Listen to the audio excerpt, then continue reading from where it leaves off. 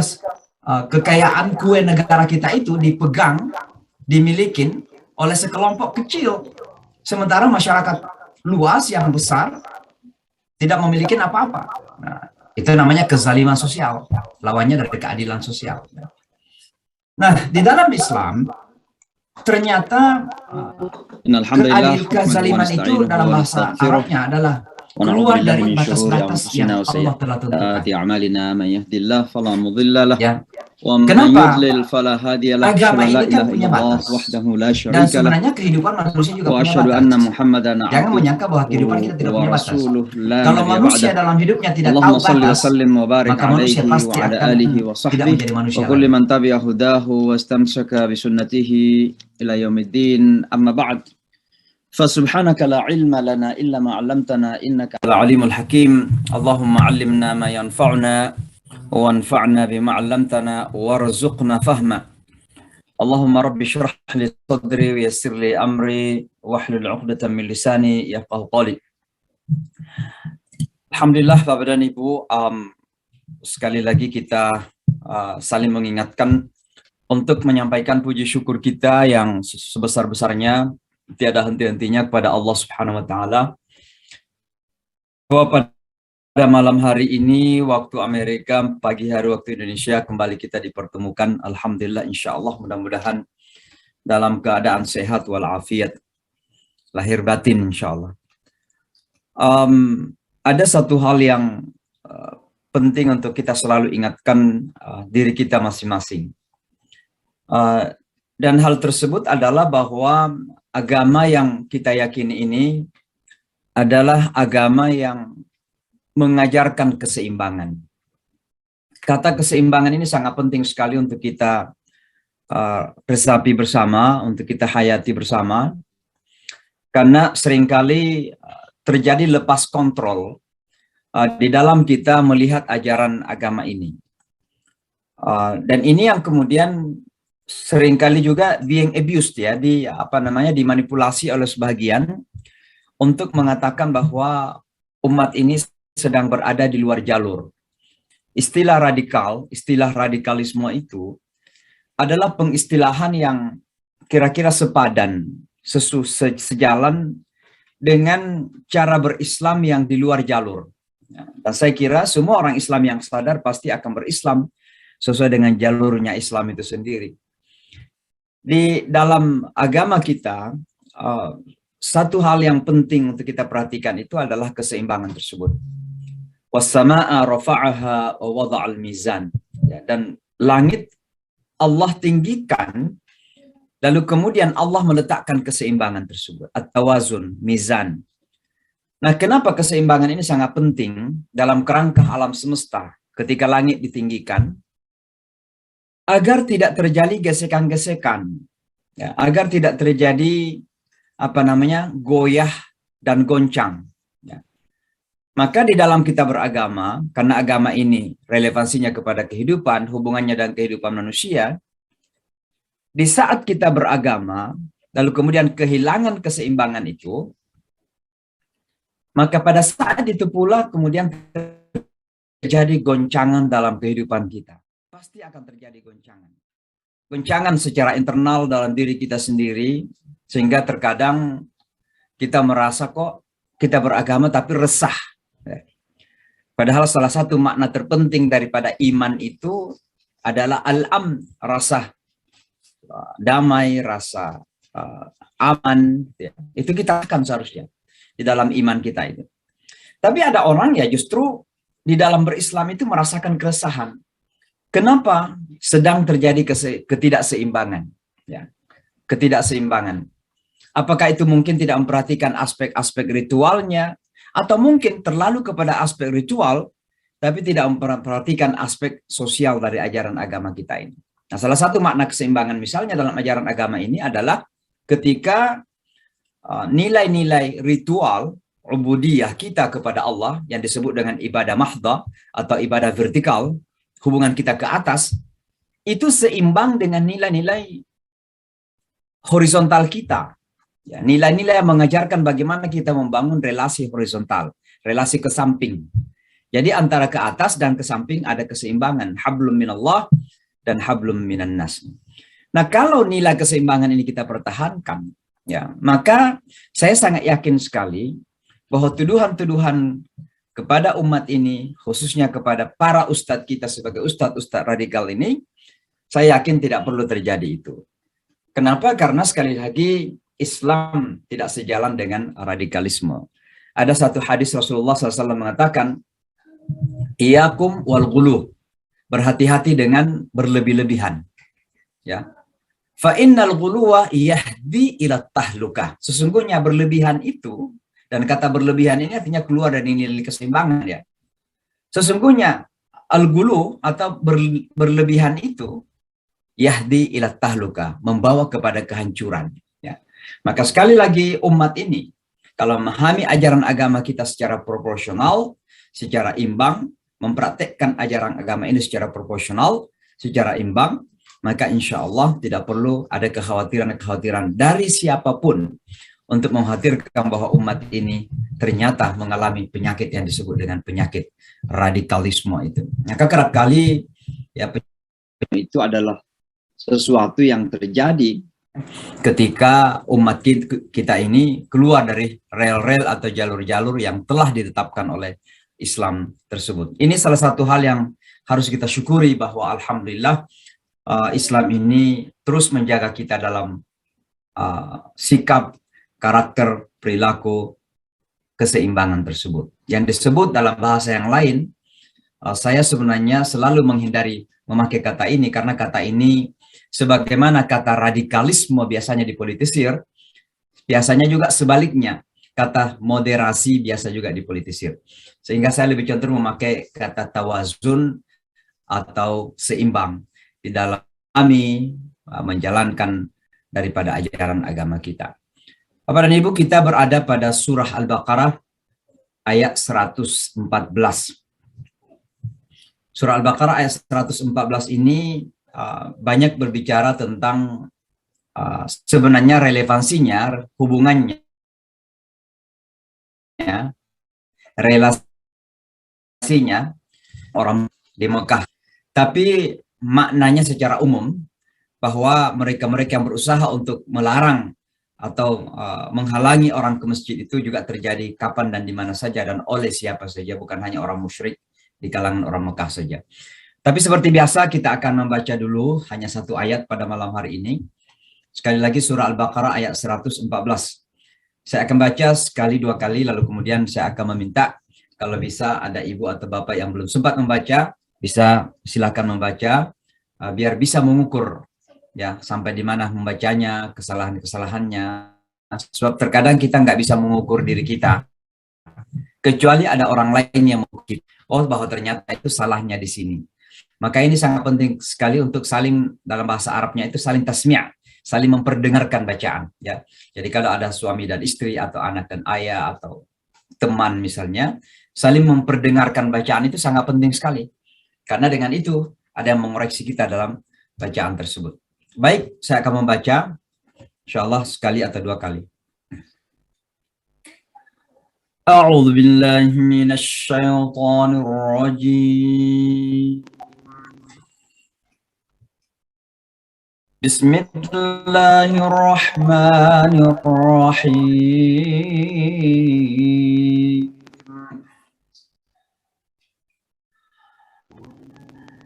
ومن أظلم ممن منع مساجد الله أن يذكر فيها اسمه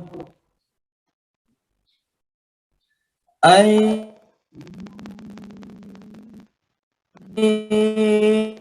يذكر في خرابها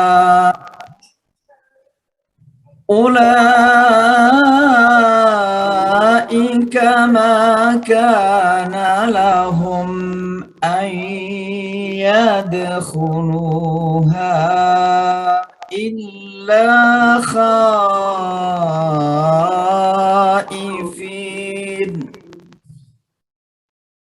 لهم في الدنيا dunya khizyun wa lahum fil akhirati adzabun 'adzim. Oke, saya baca lebih cepat lagi, tapi tetap makhraj dan tajwid diperhatikan. Bismillahirrahmanirrahim. Wa man azlamu mimman mana'a masajidallahi an yudhkara fiha ismuhu wa sa'a fi kharabiha. Ulaika ma kana lahum يدخلوها إلا خائفين لهم في الدنيا خزي ولهم في الآخرة عذاب عظيم صدق الله العظيم. Silakan. Saya Pak Ustadz. Boleh, silakan. Ya. A'udzu Silakan Belinda. Saya. Belinda, silakan. Ya. A'udzu billahi minasy syaithanir rajim. Bismillahirrahmanirrahim. Wa man azlamu mimman mana'a masajidallahi ayyuzkara fiha ismuhu wa sa'a fi kharabiha. Ulaika ma kana lahum ayyadkhulu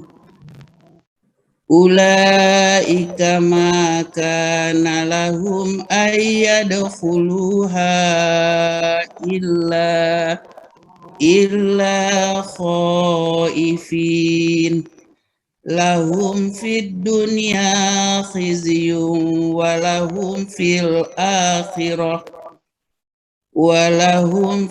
akhirati azabun azim. Shadaqallahul azim. Alhamdulillah, makasih Bu. Terima kasih Pak Ustaz. Baik, Masya Allah. Assalamualaikum, boleh coba Ustaz? A'udzu billahi minasy syaithanir rajim. Bismillahirrahmanirrahim.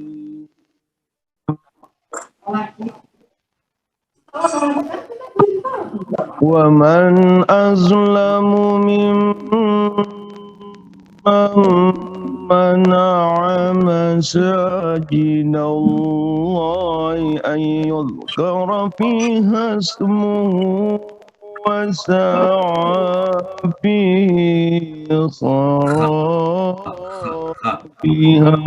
kharabiha. Belum, kenapa? Ulaika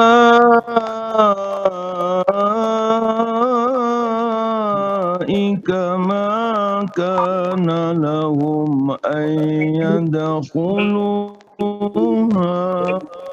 illa khaifin.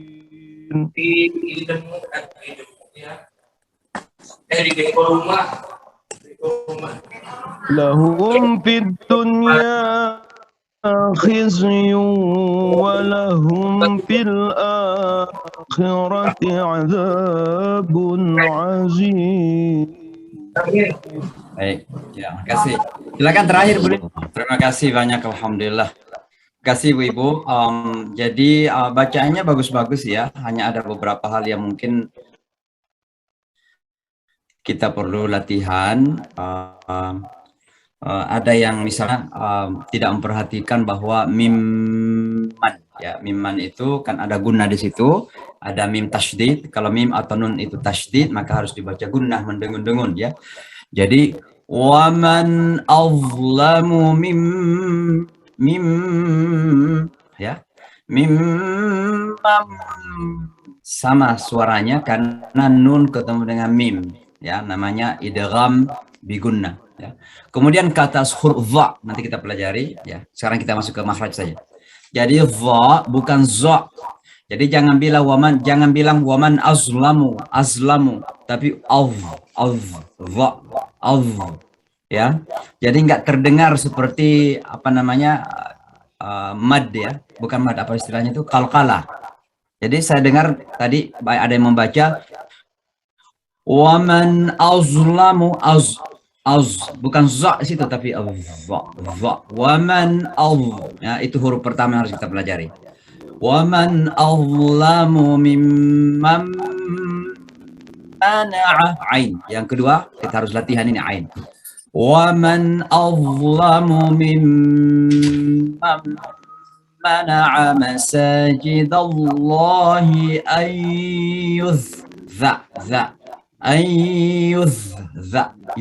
ya ayyuzkara fiha ismuhu wasa'a ain wasa'a fi kharabiha wasa'a fi kharabiha ya. Kemudian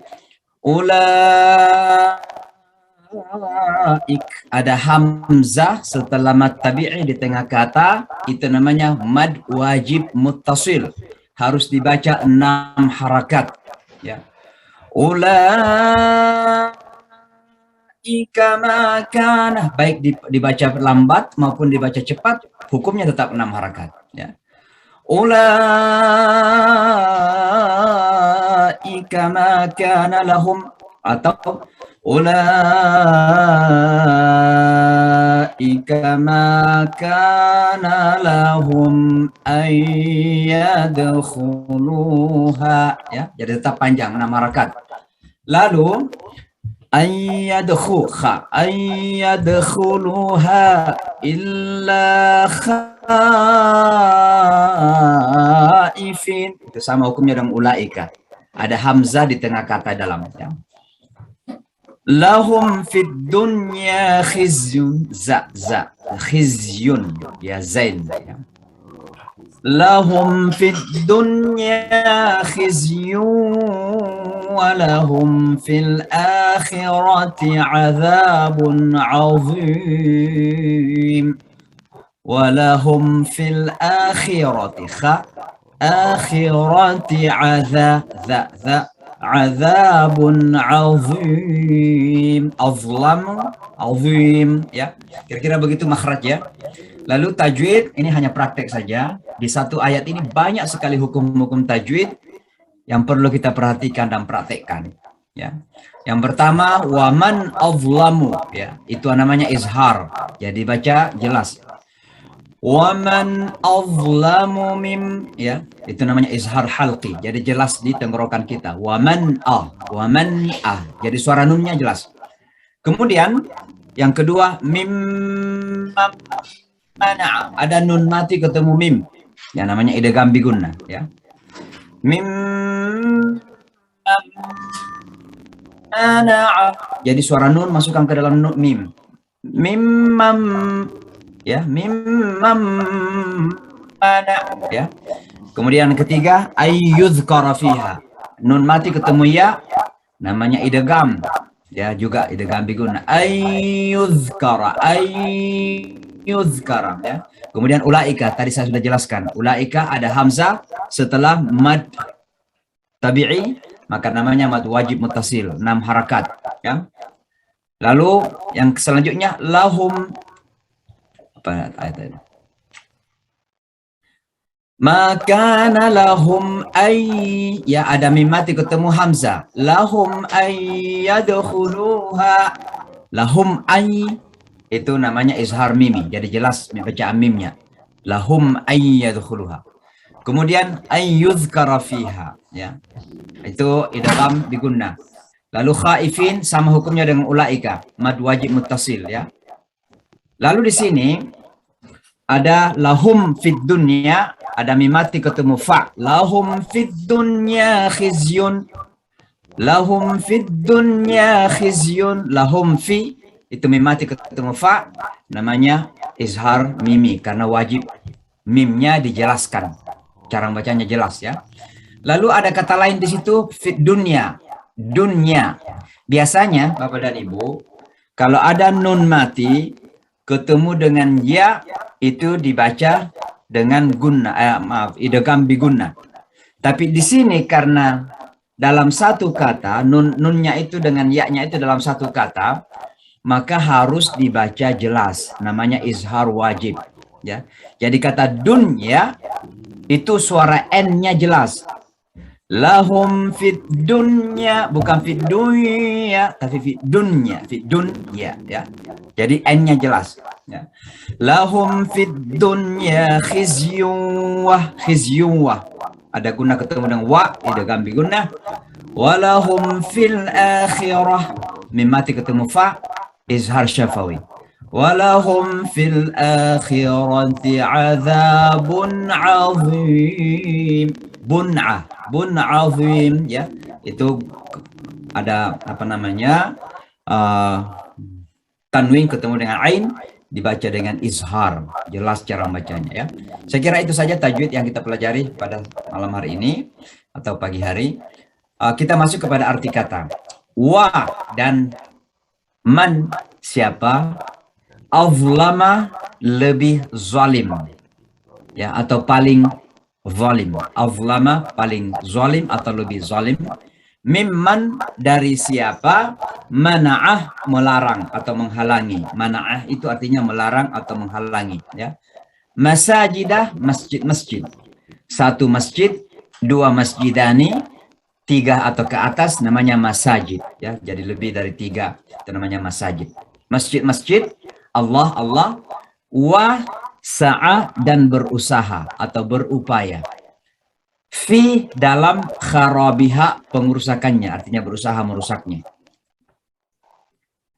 Ulaika, ketinggalan huruf hamzah depannya. Ulaika, mereka, makana, tidak pantas, lahum, bagi mereka, an, untuk atau hendak, yadkhuluha, memasukinya. Illa, kecuali, khaifin, mereka ketakutan atau mereka takut. Ya. Lahum, bagi mereka, fi, di ad-dunya, di dunia, khizyun. Khizyun itu kehinaan. Kehinaan. Walahum, dan bagi mereka, fil akhirati, di akhirat, azabun, azab atau siksaan, azim, yang besar atau yang pedih. Ya. Jadi kalau kita kembali kepada ayat tadi, kita terjemahkan. Waman azlamu, dan siapa yang paling zalim? Mimman mana'a masajidallah, dari siapa yang melarang masjid-masjid Allah atau melarang masuk ke masjid-masjid Allah. An yuzkara fiha, untuk disebutkan di dalamnya, ismuhu, namanya. Namanya, nya itu kembali kepada Allah. Nama Allah maksudnya. Wasa'a fi kharabiha, dan berusaha, berupaya merusaknya. Ya.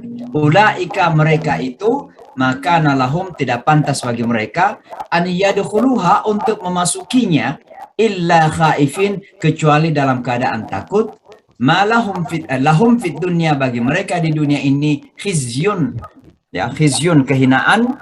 Walahum fil akhirah, dan baginya di hari akhirat, azabun azim, azab atau siksaan yang keras atau yang pedih.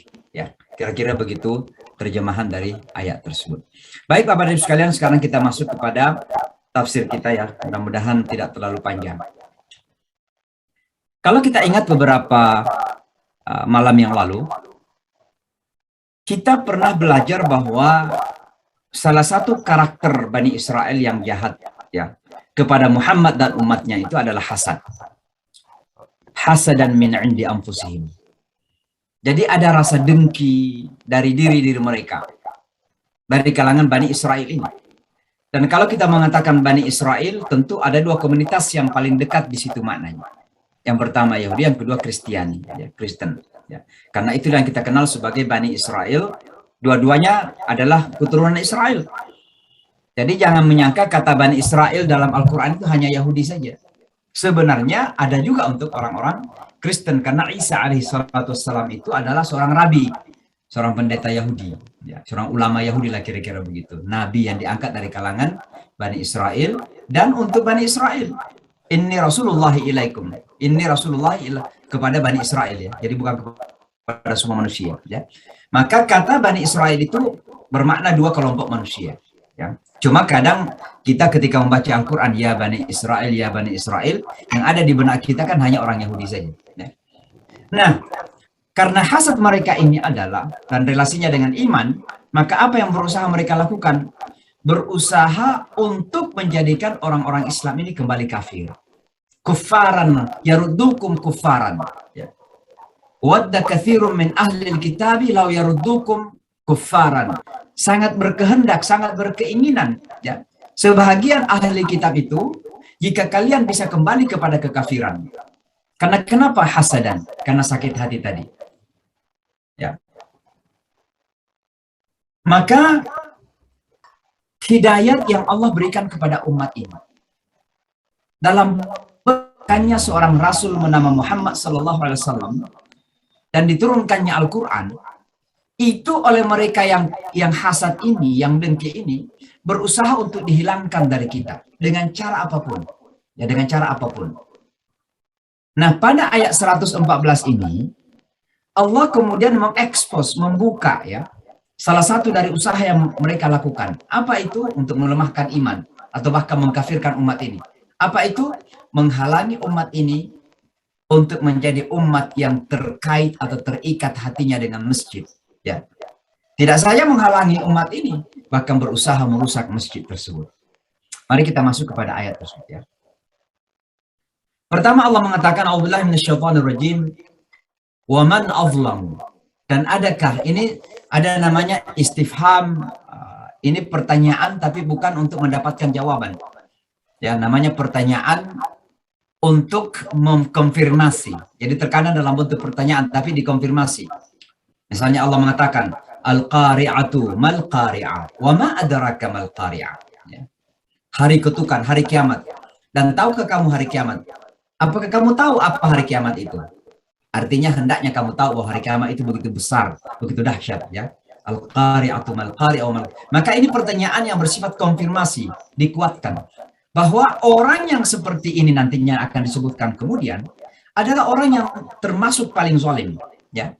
Jadi ini sebuah pernyataan, sebenarnya bukan lebih kepada pernyataan tapi dalam bentuk pertanyaannya, ya. Nah, kezaliman itu apa Bapak dan Ibu sekalian? Sudah kita tahu kalau bahasa Indonesia zalim itu artinya orang-orang yang zalim, ya. Kita udah pahamlah definisinya itu. Tanpa saya mendefinisikan apapun itu, kita paham bahwa zalim itu begitu orangnya. Tapi sebenarnya kata zalim itu berasal dari kata zulmun. Zalamun. Apa itu zulmun? Kegelapan. Kenapa? Karena orang yang berbuat kezaliman itu menandakan bahwa hatinya sedang dalam kegelapan. Orang yang hatinya tersinari dengan iman, tersinari dengan cahaya hidayah, tidak akan pernah bisa melakukan kezaliman. Antara kezaliman dan iman tidak akan pernah bersatu. Tidak akan pernah bersatu. Dan oleh karenanya, orang yang melakukan kezaliman-kezaliman dalam bentuk apapun itu, maka itu pertanda bahwa hatinya sedang dalam keadaan kegelapan, gelap. Apa itu gelap? Jauh dari cahaya Allah Subhanahu wa taala. Jauh dari nur Allah Subhanahu wa taala. Nah, kata zulum juga atau kezaliman merupakan antitesis atau lawan dari kata adil, keadilan. Jadi orang yang zalim berarti nggak adil. Nah, apa itu adil? Menempatkan sesuatu pada tempat yang sesuai. Itu keadilan. Ya. Jadi jangan ditafsirkan, jangan didefinisikan keadilan itu artinya sama, menyamakan. Misalnya istri dan suami, ya. Jangan mengatakan bahwa dalam kerangka keadilan gender, ya, kesetaraan gender, adil secara dalam hal gender, lalu kemudian harus disamakan laki-laki dan perempuan. Laki dan perempuan tidak akan pernah sama. Karena ada perbedaan-perbedaan, ya. Khususnya perbedaan fisik tentunya. Pasti ada perbedaan. Dan karena ada perbedaan fisik, maka biasanya ini juga mempengaruhi kepada keadaan mentalitas, ya, kejiwaan. Di mana lelaki terkadang, mohon maaf, agak keras gitu bentuknya. Perempuan kejiwaannya lemah, ya, lebih lembut, kira-kira begitu. Maka ada perbedaan-perbedaan. Tapi apakah kemudian Islam tidak adil kepada dua kelompok manusia ini? Tidak. Kenapa? Karena Islam menempatkan keduanya pada tempat yang sesuai, dan itu artinya keadilan. Kalau dipaksakan untuk disamakan laki-laki dan perempuan, maka bukan keadilan yang terjadi. Yang terjadi adalah kezaliman. Misalnya ya pakaian saja. Laki-laki dipaksa pakai pakaian perempuan karena ingin keadilan. Atau perempuan dipaksa pakai pakaian laki-laki karena ingin keadilan. Nah, kira-kira bagaimana dunia gitu. Nah, maka ketika perempuan memakai pakaian perempuan, laki-laki memakai pakaian laki-laki, maka itu menempatkan sesuatu pada tempatnya. Itulah keadilan. Maka lawan dari keadilan itulah kezaliman. Itulah kezaliman. Nah, ketika asas negara kita, Pancasila, mengatakan keadilan sosial, maka jangan kezaliman sosial yang terjadi. Apa kezaliman sosial itu? Ketika kekayaan negara dimiliki oleh sekelompok orang tertentu. Ketika kekayaan kue negara kita itu dimiliki oleh sekelompok kecil, sementara masyarakat luas yang besar tidak memiliki apa-apa. Nah, itu namanya kezaliman sosial, lawannya dari keadilan sosial. Nah, di dalam Islam ternyata kezaliman itu dalam bahasa Arabnya adalah keluar dari batas-batas yang Allah telah tentukan.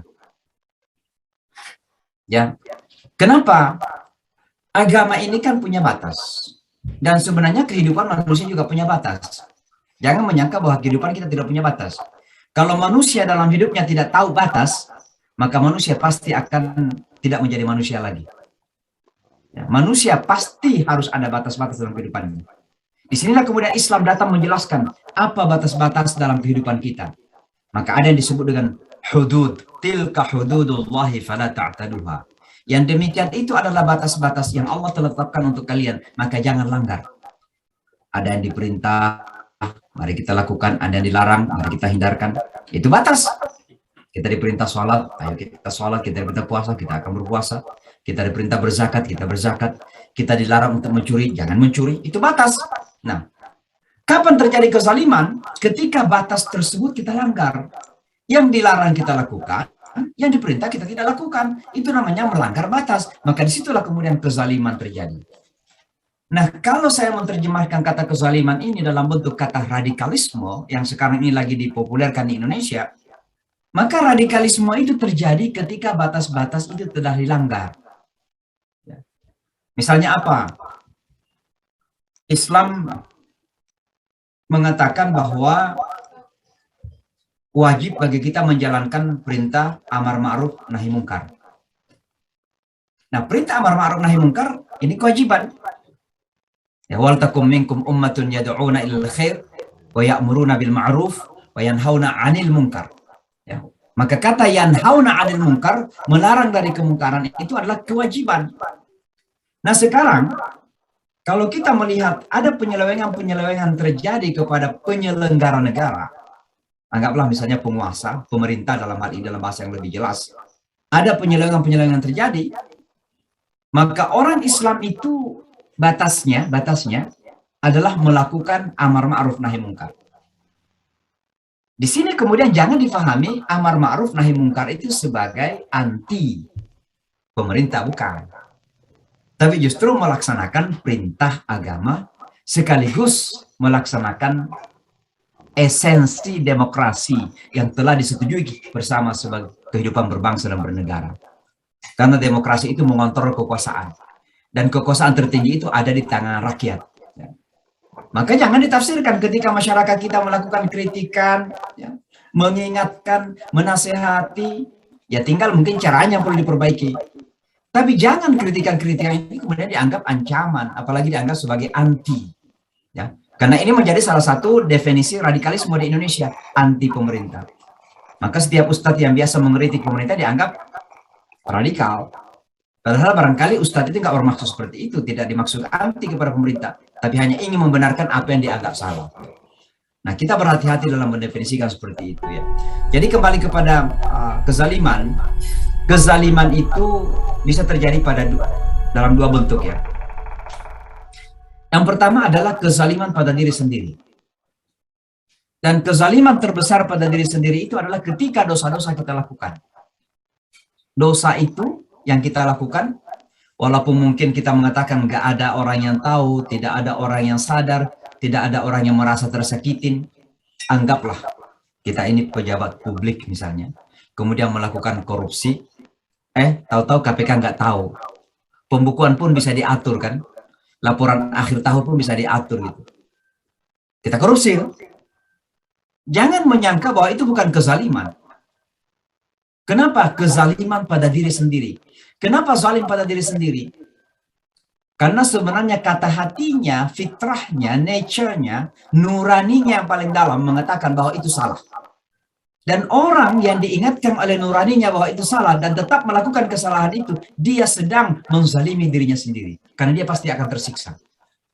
Maka dosa itu mahaka fi sodrik. Wa karihta an yattali alaihin nas. Dosa itu adalah sesuatu yang menjadikan kita sesak napas gitu, sesak di dada gitu. Tidak ada orang yang melakukan dosa kecuali pasti merasa sumpah gitu dalam hidupnya. Ya, tidak ada. Pasti akan merasa sumpah. Kenapa? Dia tidak akan merasa aman. Dia tidak akan istirahat dengan baik. Dia pasti akan selalu merasa dicari-cari gitu. Pasti dia akan merasa bahwa pasti akan ada kamera yang selalu mengintipnya gitu. Nah, dia tidak pernah istirahat, tidak pernah merasakan enaknya hidup ini. Ya. Itu adalah kezaliman luar biasa kepada diri sendiri. Ya. Maka dosa-dosa yang kita lakukan itu adalah dalam bahasa Al-Quran, wa ma zalamuna walakin kanu anfusahum yadhlimun. Orang pendosa itu tidak pernah menzalimi Allah. Allah nggak pernah bisa dizalimin. Tidak ada yang bisa menzalimi Allah. Ya. Dan dosa terbesar yang kita lakukan sebagai kezaliman terbesar pada diri kita sendiri adalah syirik. Syirik. La tusyrik billah, inna syirka la zulmun azim. Sesungguhnya kesyirikan itu adalah kezaliman terbesar. Dan mohon maaf, bukan Allah yang kita zalimi di situ. Diri kita yang kita zalimi. So, kalau Allah itu nggak bisa dizalimi, tidak ada yang bisa menzalimi Allah, tidak ada yang bisa menyakitin Allah. Justru yang kita sakiti, yang kita zalimi diri kita sendiri. Kenapa ketika berbuat syirik kita menzalimi diri sendiri? Karena berarti kita menjadikan diri kita sendiri ini begitu bodoh, ya, begitu jahil, menyamakan Allah dengan makhluknya. Bukankah itu sebuah kejahilan yang luar biasa? Ya. Itu kezaliman pertama. Tapi ada juga kezaliman kepada orang lain itu. Walaupun ini masuk dalam kategori menzalimi diri sendiri juga. Ketika kita memfitnah orang, kita bohongin orang, ketika kita menggibah orang, ketika kita menyakitin secara kasar kepada orang, kita pukul, kita senggol, ya. Ini bagian daripada menzalimi orang lain. Ya. Maka kezaliman itu yang paling sering terjadi adalah kezaliman kepada diri sendiri. Maka orang Islam itu ketika dia berusaha untuk tidak berbuat zalim, ya, kepada orang lain, sebenarnya tujuannya adalah agar tidak menzalimi diri sendiri. Sebab kalau kita menzalimi orang lain, pasti kita menzalimi diri sendiri. Pasti itu akan terjadi seperti itu, ya. Misalnya kita fitnah orang lain, ya. Percayalah bahwa fitnah yang kita lemparkan ke orang lain itu adalah sungguhnya seolah-olah memfitnah diri kita sendiri, ya. Karena menempeleng orang lain itu selalu menempeleng diri sendiri, ya. Baik Bapak dan Ibu sekalian, itu kezaliman dia. Lalu yang kedua Allah mengatakan mimman mana'a masajidallah wa sa'a fi kharabiha. Siapakah yang paling zalim daripada orang yang berusaha melarang dari masjid Allah? Apa artinya melarang dari masjid-masjid Allah ini? Ya, dan berusaha merusaknya. Ada beberapa makna ya dari potongan ayat ini. Yang pertama, artinya memang ada orang yang melarang secara fisik. Ya, dan itu terjadi pada zaman Rasulullah. Ketika Rasulullah Shallallahu Alaihi Wasallam di tahun ke-6 Hijriah menerima perintah haji, lalu kemudian orang-orang musyrik Mekah tidak membenarkan Rasulullah masuk ke Mekah. Ya. Dan akhirnya terjadi apa yang kita kenal dalam sejarah Islam dengan perjanjian Hudaibiyah. Ya. Itu secara fisik. Maka memang terkadang ada orang yang melarang orang Islam ini datang ke masjid dengan cara apapun. Dan itu bisa terjadi dengan cara-cara yang halus maupun dengan cara-cara yang kasar. Ya. Ya mungkin sekarang ini cara-cara yang halus itu, mohon maaf ya. Terkadang program-program televisi itu enaknya ketika azan maghrib, ya. Atau mau masuk azan maghrib, ada drama-drama yang enak gitu, atau ada film-film yang lucu-lucu yang anak-anak kita senang nonton gitu. Begitu azan di televisi selesai, ya udah lanjut lagi nonton gitu. Nah itu kan sebenarnya upaya untuk melarang orang ke masjid, kira-kira begitu. Nah ini kita bisa melihat seperti itu ya. Nah makna yang kedua adalah memang berusaha merusaknya secara fisik ya. Nah, salah satunya yang kita lihat sekarang ini Masjidil Aqsa. Bapak dan Ibu, sebagai informasi saja, ya, itu kan Masjidil Aqsa itu bagian atas ya. Kalau Bapak dan Ibu pernah ke Yerusalem, ya, Masjidil Aqsa itu di atas, ya.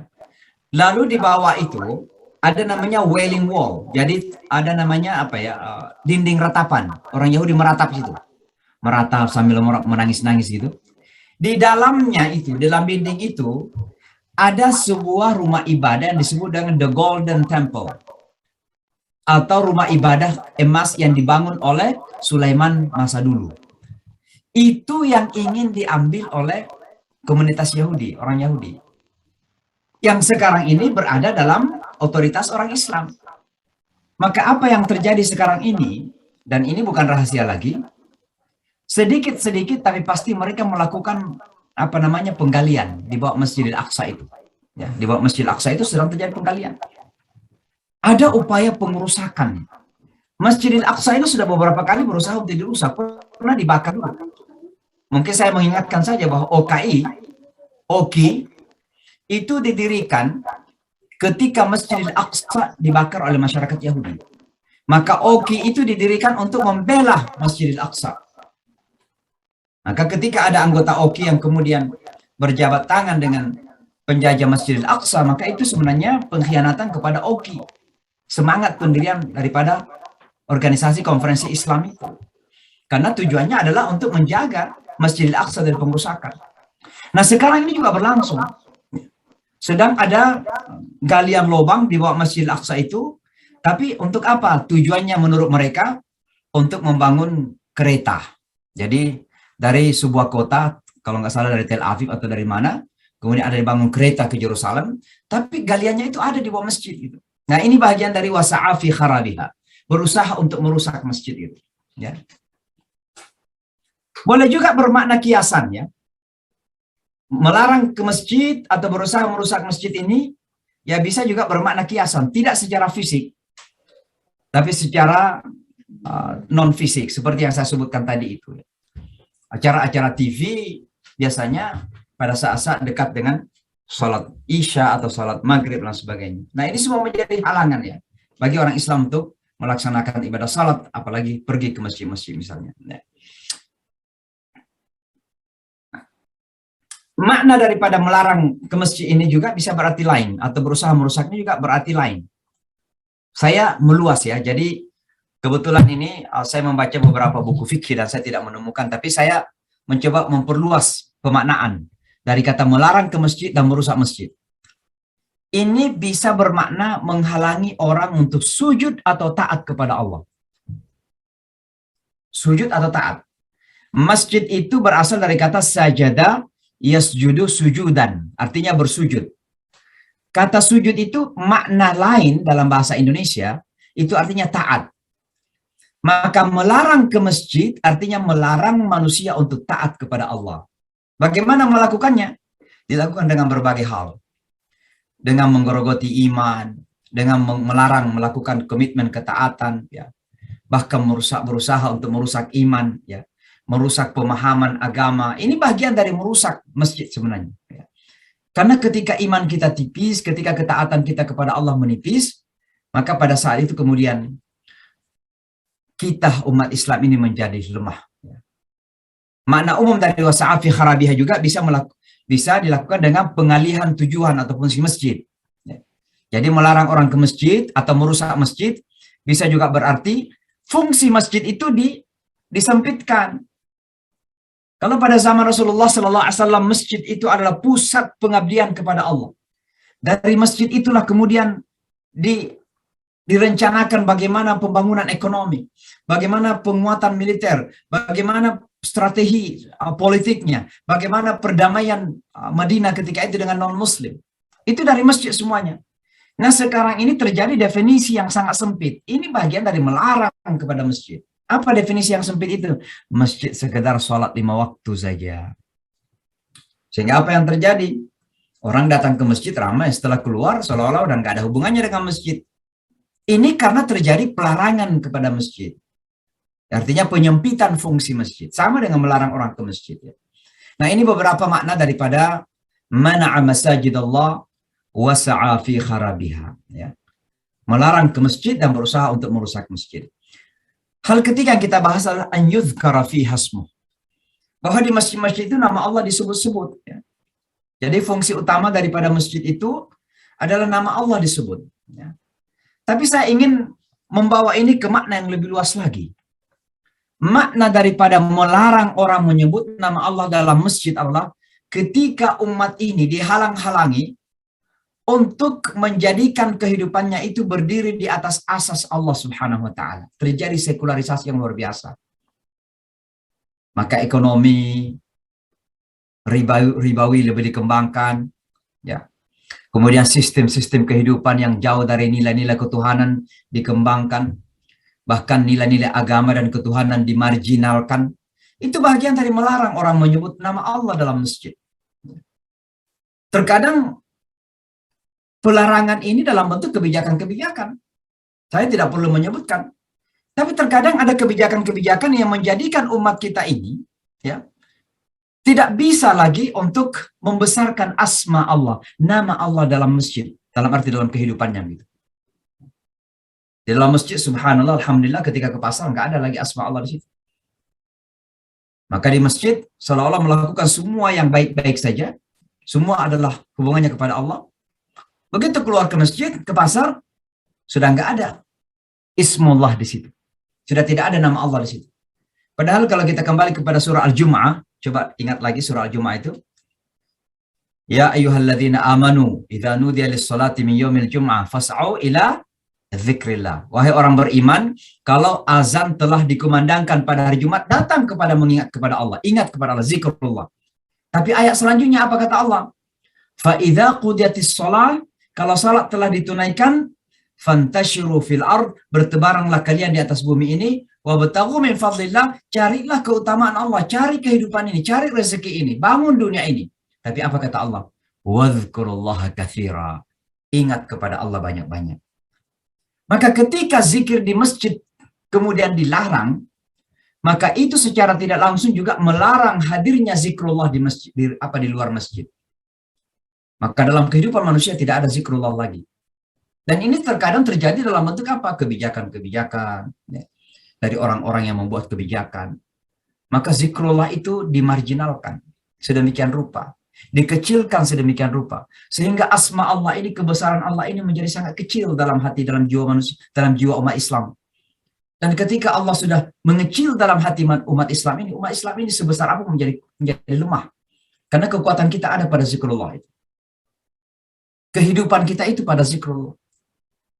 Mathalul ladzi yadhkuru rabbah wal ladzi la yadhkuru rabbah kal hayy wal mayyit.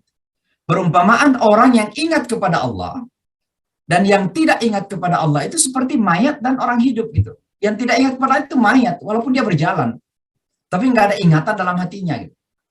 Maka bisa dibayangkan ketika orang-orang sudah mulai dilarang untuk ke masjid, berzikir kepada Allah, ingat Allah, maka dia ke pasar pun hatinya tidak ada Allah. Maka yang terjadi adalah manipulasi, penyelewengan, ya, sistem riba yang menjadi sangat lumrah. Gitu. Nah, ini semua karena tidak ada zikrullah dalam kehidupan manusia lagi. Lalu yang keempat, Bapak dan Ibu, Allah mengakhiri ayat ini dengan mengatakan, ulaika ma kana lahum an yadkhuluha illa khaifin. Ya. Mereka ini tidak pantas masuk ke dalam masjid ini kecuali dalam keadaan takut. Ya, ada beberapa makna daripada kata takut ini.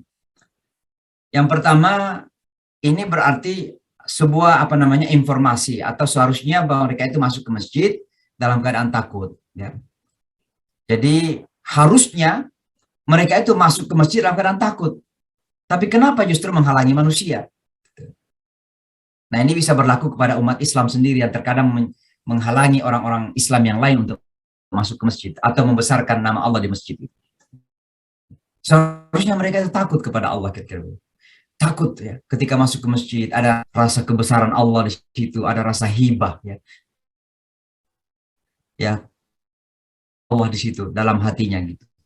Tapi ini jangankan ada kebesaran Allah, malah melarang manusia untuk datang ke masjid dan ingat kepada Allah di masjid.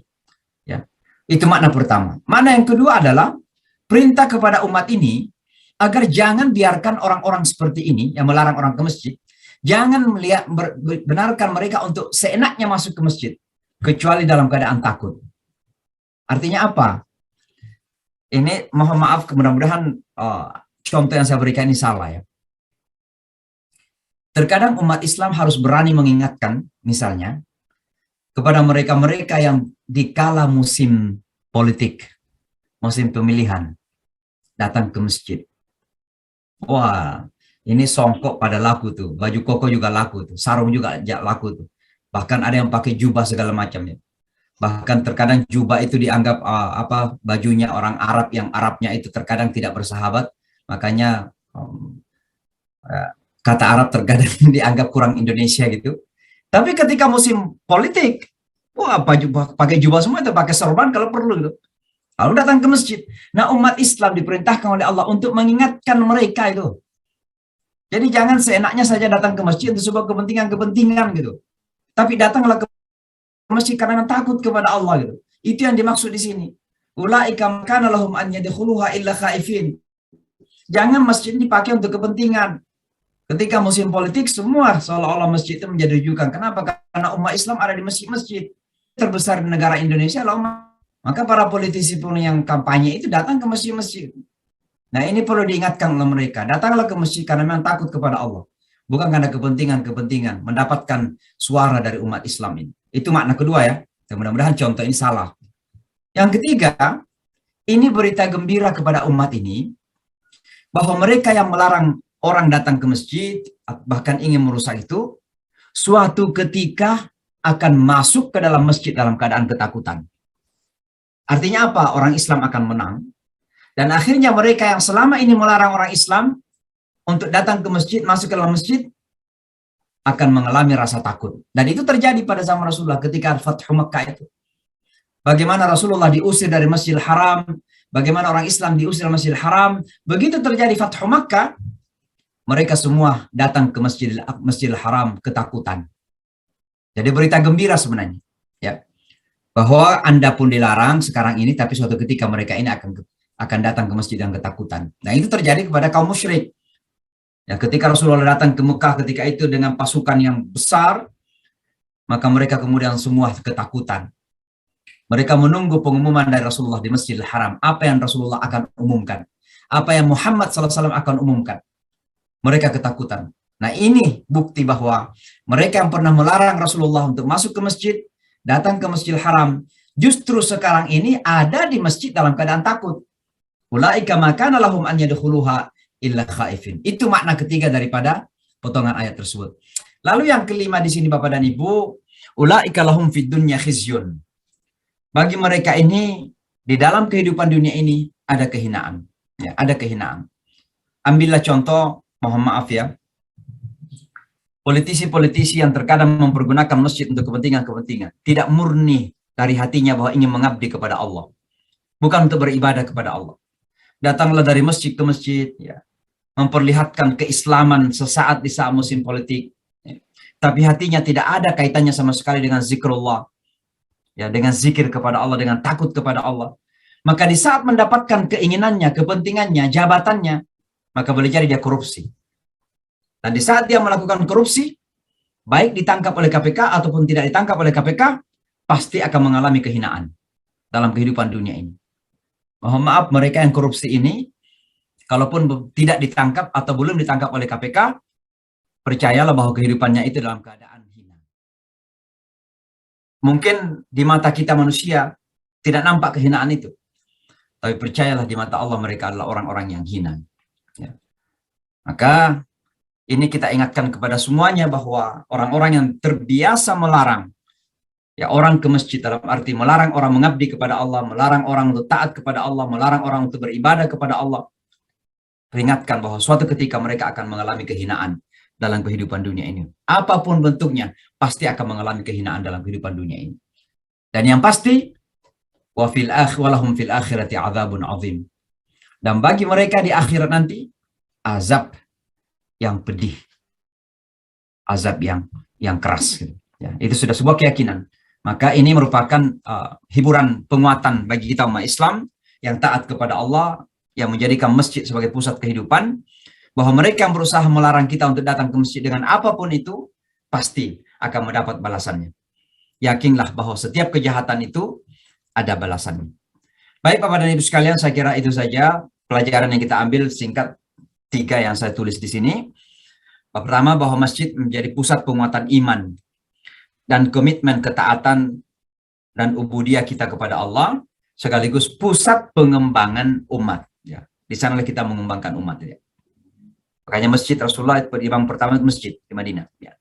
Yang kedua, salah satu cara untuk menghancurkan iman dan Islam umat ini adalah dengan menghalangi mereka untuk membangun relasi dengan masjid.